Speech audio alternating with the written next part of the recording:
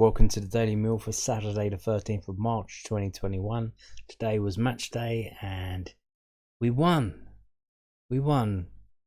Derby County 0, Millwall 1. But it was an absolutely atrocious and dire performance by Millwall, but we won. So some people will excuse that, I guess.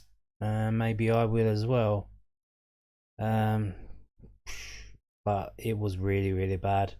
I was doing a little look at stats for tomorrow's Stats Sunday video, and we had 2 shots on target, and both of them were set pieces. We did not have a chance in open play. So 90 minutes, 2 chances on goal, and luckily we scored one of them. Otherwise it would have been 0-0, which is what I predicted yesterday, or 0-0. And basically at the end of the second half, I was just thinking, oh, it's a matter of time. It's a matter of time before they score. It was inevitable, but it didn't happen. I don't know if that's because they want it all there, or we did defend well, but they weren't really firing on all cylinders. And we managed to hold on, and it was a 1-0 win.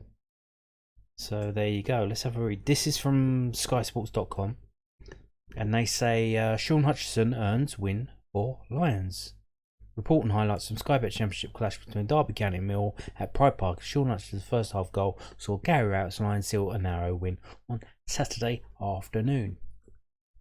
Millwall made a hat-trick of victories at Pride Park as a Sean Hutchinson goal gave them a 1-0 Sky Bet Championship win over Derby. Hutchinson punished poor defending to head in on the stroke of half-time, and although Derby had the majority of possession, they could not break down a disciplined Millwall side. The Lions have now won 1-0 on their last 3 visits to Derby, who remain 7 points outside their relegation zone. Craig Forsyth put an early header wide, and Louis Sibley struck the bar late on, but Derby lacked the invention to prize open the visitors. Derby ended a run of 2 defeats with a draw at playoff contenders Barnsley in midweek, and they came the closest to scoring in the opening 15 minutes. Both chances fell to fullback Forsyth, who headed straight at Bartosz Białkowski before he wasted an even better opening by glancing Nathan Burns' cross wide at the back post. And yes, that was an early theme running on, is that Forsyth was absolutely murdering Marlon Romeo. He was all over him, out jumping him, getting him around him, just had him in his pocket, could do what he wanted. Carrying on. Derby were dominating possession on a cold blustery afternoon, but Millwall, led by former round centre half Alex Pearce, were defending well and frustrated the home side, who had created nothing after those Forsyth chances. Millwall had hardly figured as an attacking force in the game, short on quality, and they again had to be alert when Martin Waghorn whipped in a dangerous cross when Hutchinson cleared in the 40th minute. Białkowski palmed away Jamil Joswiak shot as Derby pressed, but Millwall stunned them in the 45th minute by taking the lead against the run of play. When a free kick was put behind, Jed Wallace swung in the corner, and Hutchinson was unmarked to head firmly past Kelly Roos. It was a poor cold goal to concede, and left manager Wayne Rooney with a lot to ponder at half-time. His side started the second on the front foot, but the final ball lacked the quality to trouble a well-organised defence. Derby had an opportunity in the 59th minute when Graham Shinney was caught on the edge of the area, but Colin Kazim Richards failed to clear the wall with the free kick. Millwall had kicked Derby at arm's length, but they almost conceded in the 78th minute when Burns' corner failed to substitute Sibley on the edge of the 6-yard box, but his shot came back off the bar.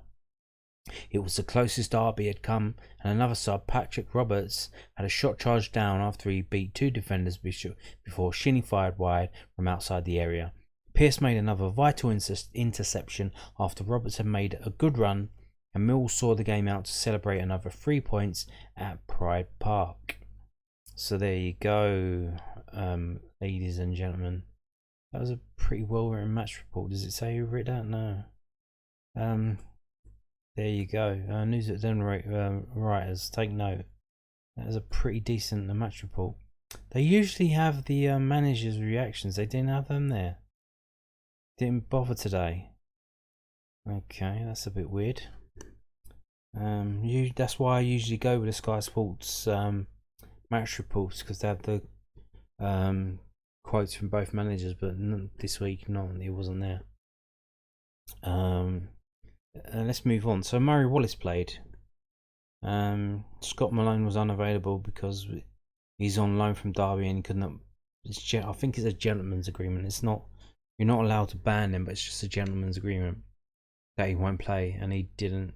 And we seem to, because of that, it was basically okay. We're going to defend then, and we did a bit of defending and a bit of lobbing it forward over the top for Mason Bennett to run onto, which is it's basically the same game plan that we had at Barnsley.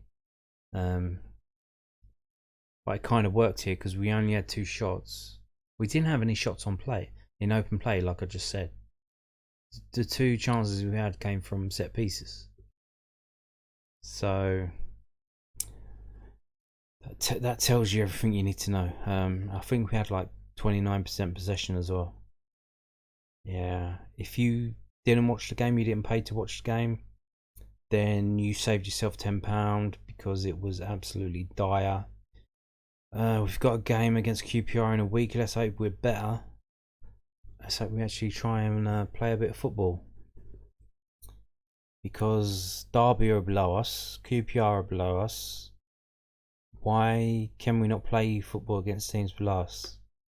Because we've got a lot of players out missing? Yeah, probably. But still. This is from londonnewsonline.co.uk. There's a bit of team news. Murray Wallace earns praise from Mill manager. Scott returns after one day of full training. Murray Wallace earned praise from Gary Rowett after the Mill defender made his return from a broken foot in today's 1-0 victory at Derby. It was the Scottish defender's first action since January 2. Mill manager Rowett said Murray is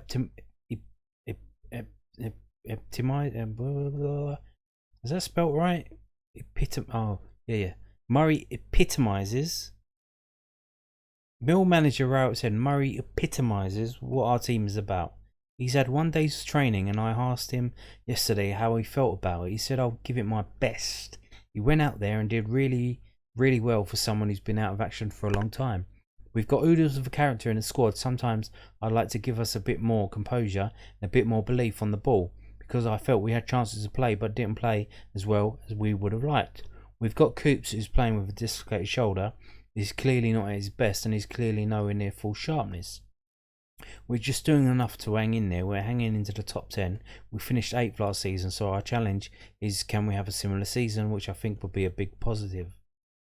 So Murray Wallace came back, did 1 day's training, and then Gary Rowett said, do you fancy a game tomorrow, mate? Do you want to start? And he started him.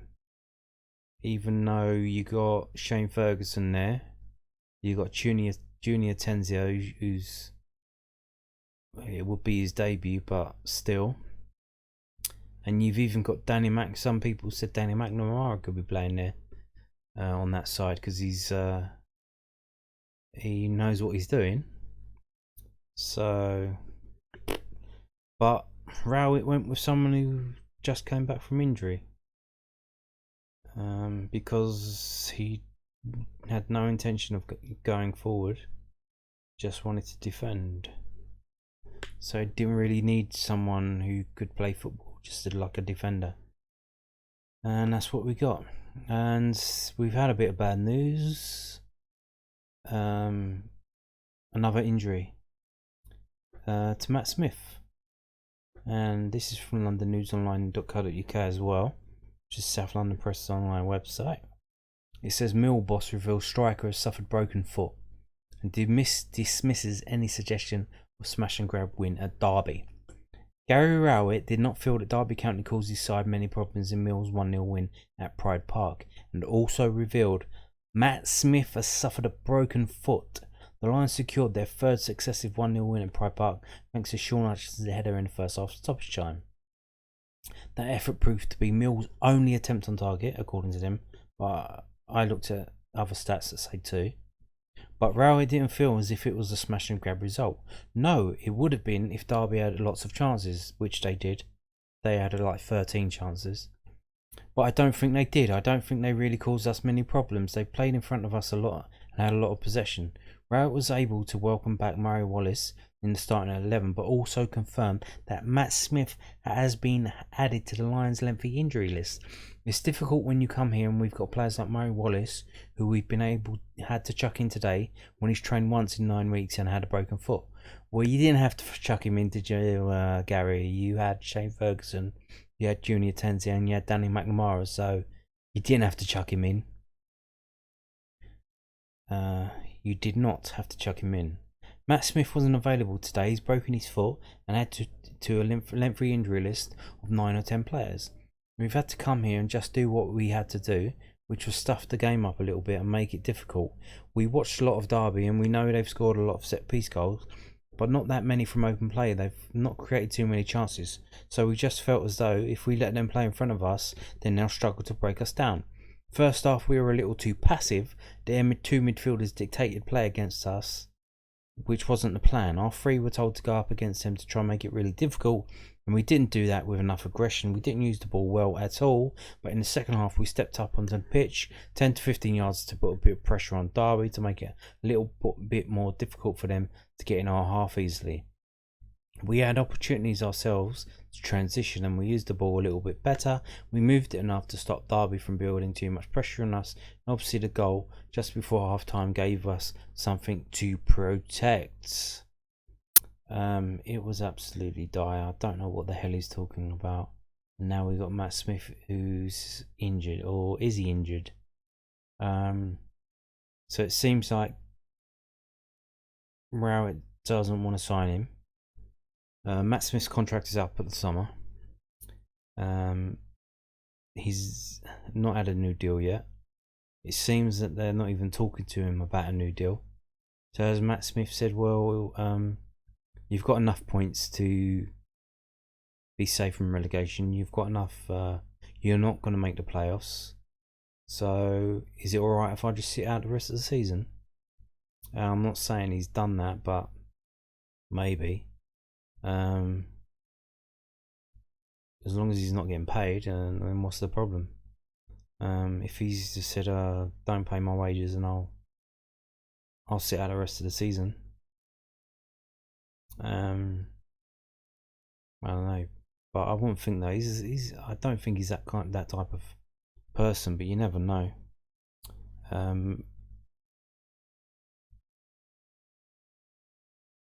But apparently he's broken his foot, so he's out now. So that means we'll be seeing Bodvarsson and Bradshaw, which